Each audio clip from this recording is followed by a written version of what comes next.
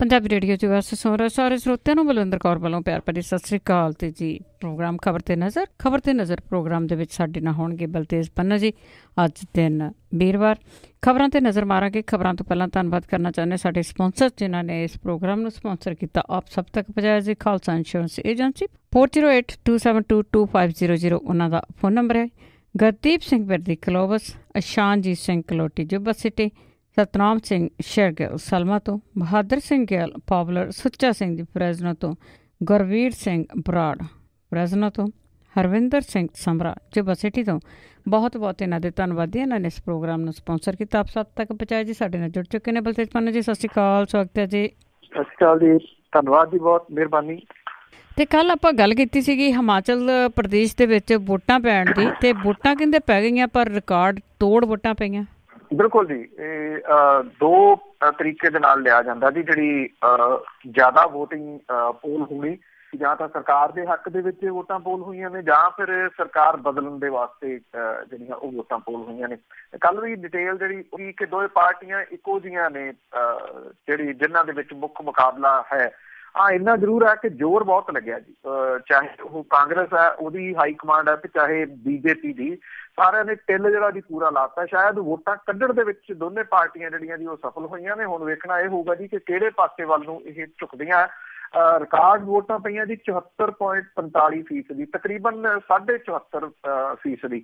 337 ਉਮੀਦਵਾਰ ਜਿਹੜੇ ਸੀਗੇ ਜੀ, ਉਹਨਾਂ ਦੀ EVM ਦੇ ਵਿੱਚ ਉਹਨਾਂ ਦੀ ਕਿਸਮਤ ਬੰਦ ਜਿਹੜੀ ਹੋ ਗਈ। 12 ਦੇ ਵਿੱਚ ਵਿਧਾਨ ਸਭਾ ਚੋਣਾਂ 73.5% ਦੀ ਵੋਟਿੰਗ ਹੋਈ ਸੀਗੀ।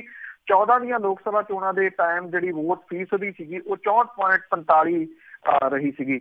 68 ਸੀਟਾਂ ਦੇ ਵਾਸਤੇ ਜਿਹੜੀ ਜੀ ਕੋਈ ਵੱਡੀ ਕਿਸੇ ਜਗ੍ਹਾ ਦੇ ਤੋਂ ਕੋਈ ਮਾੜੀ ਘਟਨਾ ਦੀ ਖਬਰ ਜਿਹੜੀ ਨਹੀਂ ਹੈ। ਕੁਝ ਥਾਵਾਂ ਦੇ ਉੱਤੇ ਮਸ਼ੀਨਾਂ ਦੇ ਵਿੱਚ ਖਰਾਬੀ ਜਿਹੜੀ ਉਹ ਜ਼ਰੂਰ ਆਈ, ਨਹੀਂ ਤਾਂ ਅਦਰਵਾਈਜ਼ ਕੋਈ ਕਿਸੇ ਕਿਸਮ ਦੀ ਕੋਈ ਗੜਬੜ ਨਹੀਂ ਹੋਈ। ਵੈਸੇ ਜਿੱਦਾਂ ਪੰਜਾਬ ਵਗੈਰਾ 'ਚ ਹੁੰਦੀਆਂ ਜੋ ਕੁੱਟਮਾਰ, ਡਾਂਡ ਸੋਟਾ ਜਿਹੜਾ ਜੀ ਚੱਲਦਾ, ਉਹੋ ਜਿਹਾ ਕੁਛ ਵੀ ਕਿਸੇ ਜਗ੍ਹਾ ਦੇ ਤੋਂ ਜਿਹੜਾ ਉਹ ਨਹੀਂ ਆਇਆ।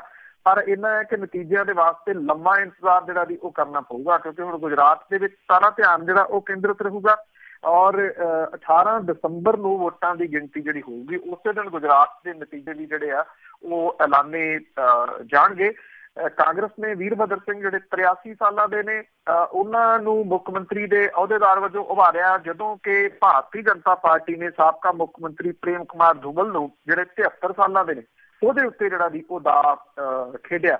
ਦੋਨੋਂ ਪਾਰਟੀਆਂ ਨੇ ਬਜ਼ੁਰਗਾਂ ਨੂੰ ਜਿਹੜੀ ਜੀ ਉਹ ਪਹਿਲ ਦਿੱਤੀ। ਹਾਲਾਂਕਿ ਜਿਹੜੇ ਭਾਰਤੀ ਜਨਤਾ ਪਾਰਟੀ ਵਾਲੇ ਨੇ ਜੀ, ਉਹਨਾਂ ਨੇ ਬਜ਼ੁਰਗ ਜਿਹੜੇ ਆ ਉੱਤੇ ਵਾਲੇ ਮਾਮਲੇ 'ਚ ਤਾਂ ਖੁੱਡੇ ਲਾਈਨ ਜਿਹੜੇ ਸੀਗੇ ਉਹ ਲਾ ਰੱਖੇ।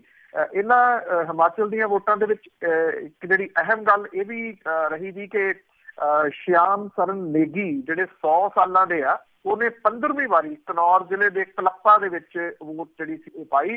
ਤੇ ਇੱਕ ਔਰਤ ਜਿਹੜੀ 110 ਸਾਲ ਦੀ ਹੈ, ਚਰਨੀ ਦੇਵੀ, ਉਹਨੇ ਵੀ ਜਿਹੜੀ ਉਹ ਵੋਟ ਪਾਈ। ਇਹ ਸਭ ਤੋਂ ਵੱਡੀ ਵੋਟ ਪਾਉਣ ਵਾਲੇ ਰਹੇ ਜੀ। ਪਰ ਕੁਛ ਦਿਨਾਂ ਬਾਅਦ ਲੱਗੂਗਾ ਕਿ ਕਿੱਧਰ ਭੁਗਤੀਆਂ। ਅੱਗੇ ਆਪਾਂ ਦਿੱਲੀ ਦੇ ਪ੍ਰਦੂਸ਼ਣ ਦੀ ਜੇ ਗੱਲ ਕਰੀਏ, ਉਸਨੂੰ ਦੇਖਦਿਆਂ ਹੋਇਆ ਫੈਸਲੇ ਸਖਤ ਲੈ ਗਏ।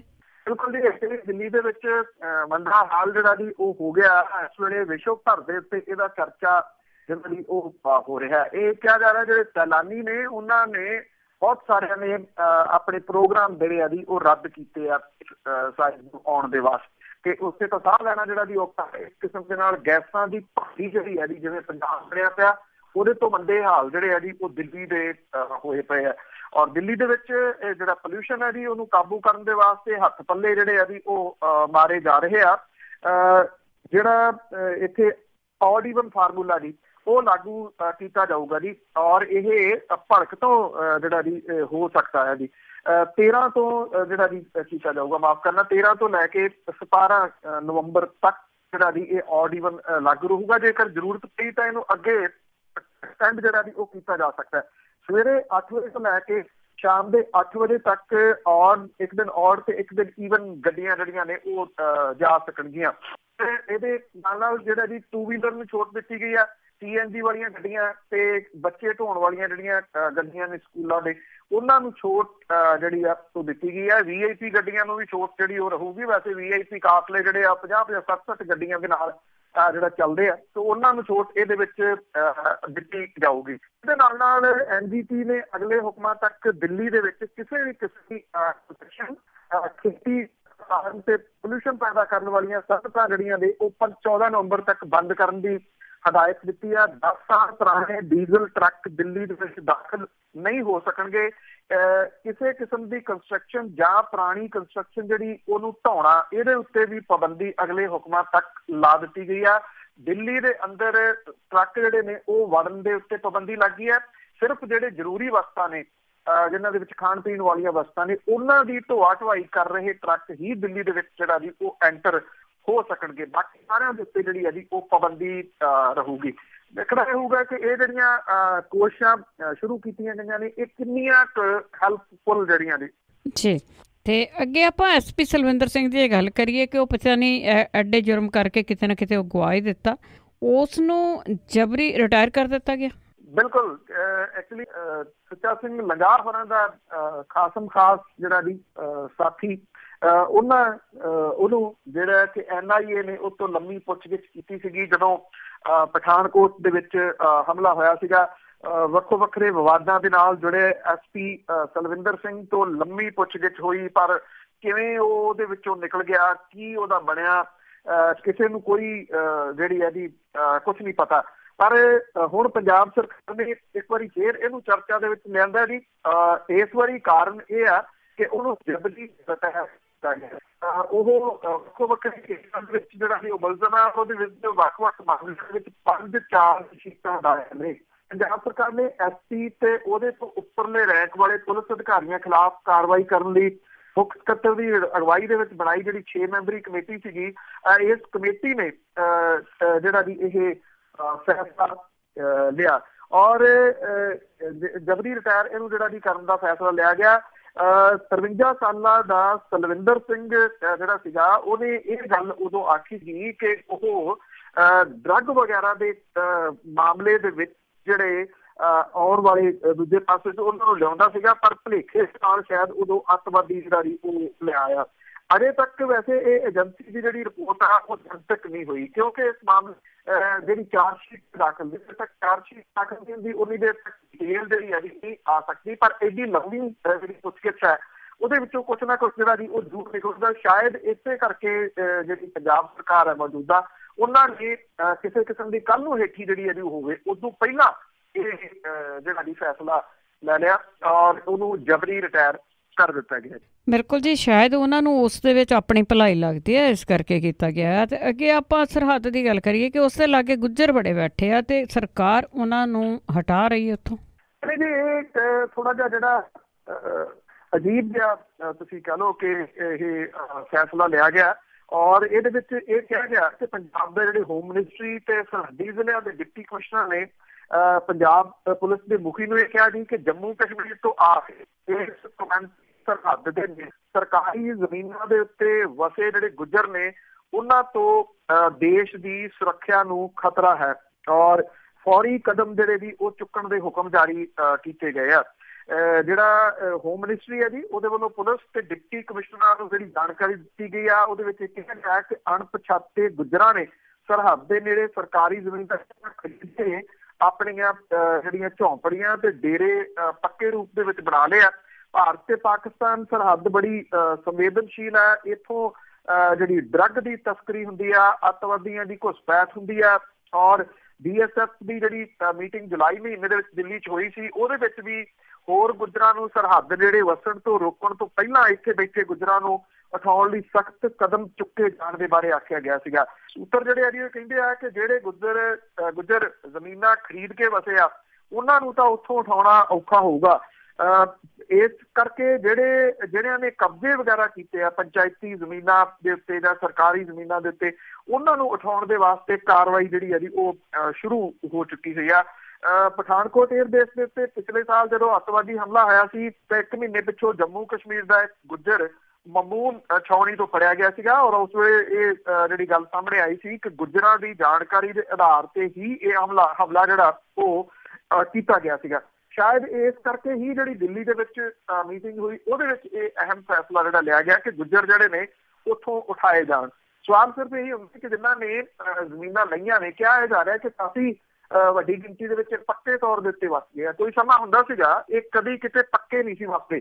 ਅਕਸਰ ਇਹਨਾਂ ਨੂੰ ਇੱਕ ਤੋਂ ਦੂਜੀ ਤੋਂ ਤੀਜੀ ਜਗ੍ਹਾ ਦੇ ਉੱਤੇ ਮੂਵ ਕਰਦਿਆਂ ਜਿਹੜਾ ਸੀ ਉਹ ਵੇਖਿਆ ਜਾ ਸਕਦਾ ਸੀਗਾ। ਪਰ ਅੱਜ ਕੱਲ੍ਹ ਇਹ ਇਸ ਤਰ੍ਹਾਂ ਮੂਵ ਨਹੀਂ ਕਰਦੇ ਔਰ ਇੱਕ ਜਗ੍ਹਾ ਦੇ ਉੱਤੇ ਟਿਕਣਾ ਜਿਹੜਾ ਵੀ ਸ਼ੁਰੂ ਹੋ ਗਏ ਤੇ ਸਰਹੱਦ ਵਾਲਾ ਜਿਹੜਾ ਏਰੀਆ ਉਹੀ ਜ਼ਿਆਦਾ ਇਹਨਾਂ ਨੂੰ ਜਿਹੜਾ ਜੀ ਉਹ ਰਾਸ ਆ ਰਿਹਾ ਜਾਂ ਉੱਥੇ ਹੀ ਜ਼ਿਆਦਾ ਤੌਰ ਦੇ ਉੱਤੇ ਇਹ ਜਿਹੜੇ ਆ ਜੀ ਵਸੇ ਨੇ ਆ ਕੇ। ਬਿਲਕੁਲ ਜੀ, ਪੰਜਾਬ ਦੇ ਵਿੱਚ ਇਹਨਾਂ ਨੇ ਬਹੁਤ ਜ਼ਮੀਨਾਂ ਲੈ ਲਈਆਂ, ਕੋਠੀਆਂ ਬਣਾ ਕੇ ਇਹ ਰਹਿੰਦੇ ਨੇ। ਬੇਸ਼ੱਕ ਪਸ਼ੂ ਵੀ ਰੱਖੇ ਹੋਏ ਨੇ। ਅੱਗੇ ਆਪਾਂ ਸੁਖਪਾਲ ਖਹਿਰਾ ਦੀ ਕਾਫੀ ਦਿਨਾਂ ਤੋਂ ਗੱਲਬਾਤ ਕਰਦੇ ਆ ਰਹੇ ਹਾਂ ਤੇ ਉਸ ਬਾਰੇ ਕੋਰਟ ਦਾ ਫੈਸਲਾ ਆ ਸਕਦਾ ਹੈ। ਉਹਦੀ ਕੱਲ ਜਿਹੜੀ ਬਹਿਸ ਹੋਈ ਜੀ 2 ਘੰਟੇ ਤੋਂ ਉੱਪਰ ਇਹ ਬਹਿਸ ਹੋਈ ਪੰਜਾਬ ਹਰਿਆਣਾ ਹਾਈ ਕੋਰਟ ਦੇ ਵਿੱਚ ਔਰ ਇਸ ਬਹਿਸ ਤੋਂ ਬਾਅਦ ਜਿਹੜਾ ਇਹ ਫੈਸਲਾ ਸੀਗਾ ਜੀ ਉਹ ਰਾਖਵਾਂ ਰੱਖ ਲਿਆ ਗਿਆ। ਐਕਚੁਅਲੀ ਜਿਹੜੀਆਂ ਇਹਦੇ ਵਿੱਚ ਕੁਝ ਟੈਕਨੀਕਲ ਜਿਹੜੀਆਂ ਗੱਲਾਂ ਨੇ ਜਿਹੜੀਆਂ ਕਿ ਸੁਖਪਾਲ ਸਿੰਘ ਖਹਿਰਾ ਹੋਰਾਂ ਨੂੰ ਵੱਡੀ ਰਾਹਤ ਦੇ ਸਕਦੀਆਂ ਨੇ।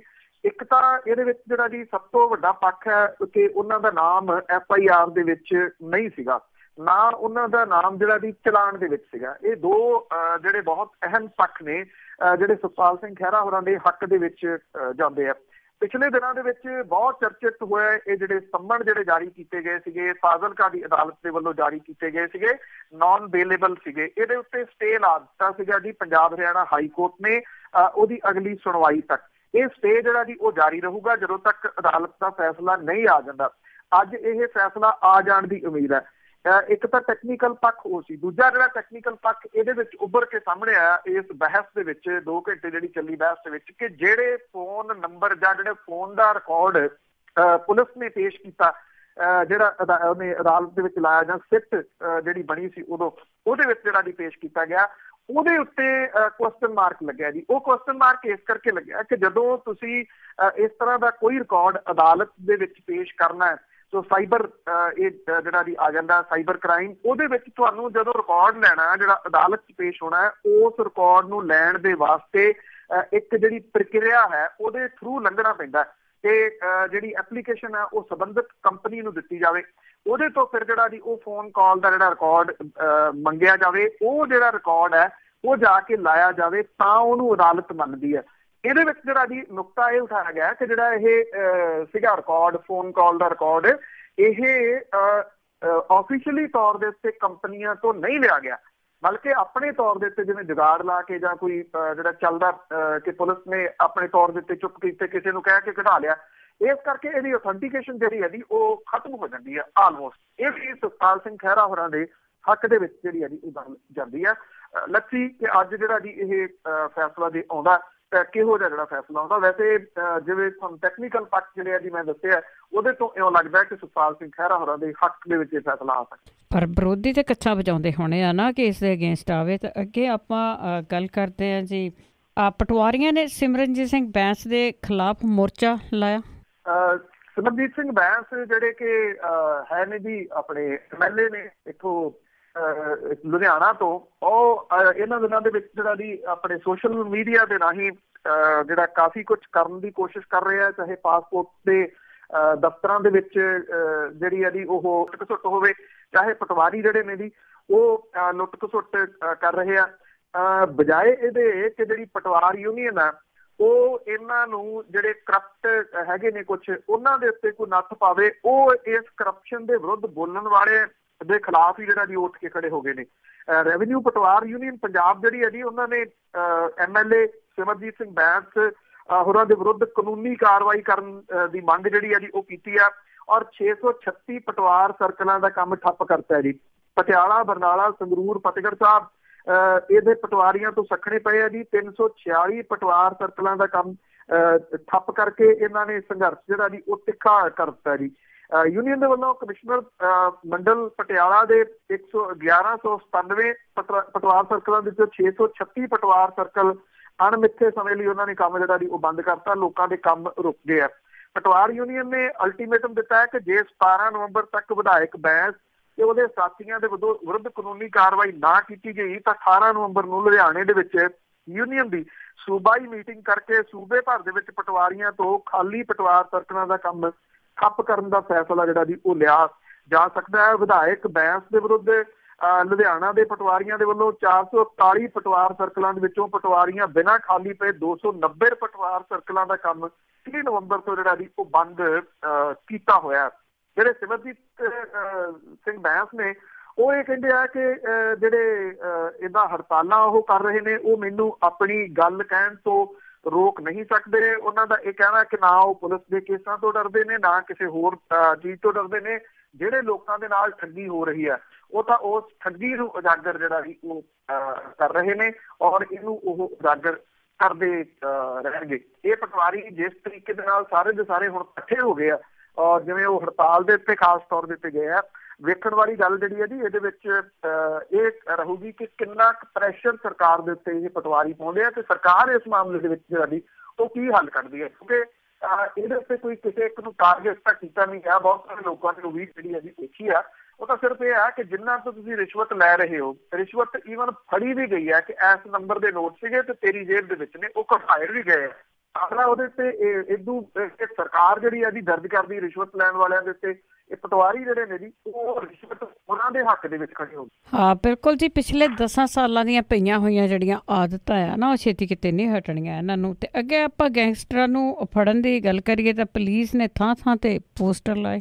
ਜੀ ਜਿਹੜੀ ਪਿਛਲੇ ਦਿਨਾਂ ਦੇ ਵਿੱਚ ਮੀਟਿੰਗ ਹੋਈ ਸੀਗੀ ਜਦੋਂ ਪੰਜਾਬ ਦਾ ਮਾਹੌਲ ਇੱਕਦਮ ਜ਼ਿਆਦਾ ਜਿਹੜਾ ਜੀ ਉਹ ਖਰਾਬ ਹੋਣ ਲੱਗਿਆ, ਉਹਦੇ ਵਿੱਚ ਜਿਹੜੇ ਅਸੀਂ ਉੱਪਰਲੇ ਅਫਸਰਾਂ ਤੋਂ ਪਏ ਦਬਕੇ ਤੁਸੀਂ ਕਹਿ ਲਓ, ਸਰਕਾਰ ਦੀ ਸਖਤੀ ਕਹਿ ਲਓ ਕਿ ਪੁਲਿਸ ਜਿਹੜੀ ਆ ਜੀ ਉਹ ਗੈਂਗਸਟਰਾਂ ਨੂੰ ਕਾਬੂ ਕਰਨ ਦੇ ਵਾਸਤੇ ਹੁਣ ਕੁਝ ਸਰਗਰਮ ਜਿਹੜੀ ਆ ਉਹ ਦਿਸਦੀ ਆ। ਜਨਤਕ ਥਾਵਾਂ ਦੇ ਉੱਤੇ ਗੈਂਗਸਟਰਾਂ ਦੀਆਂ ਫੋਟੋਆਂ ਲਾਈਆਂ ਗਈਆਂ ਨੇ, ਉਹਨਾਂ ਦੀਆਂ ਗ੍ਰਿਫਤਾਰੀਆਂ ਦੇ ਵਾਸਤੇ ਛਾਪੇਮਾਰੀ ਜਿਹੜੀ ਆ ਉਹ ਕੀਤੀ ਜਾ ਰਹੀ ਆ।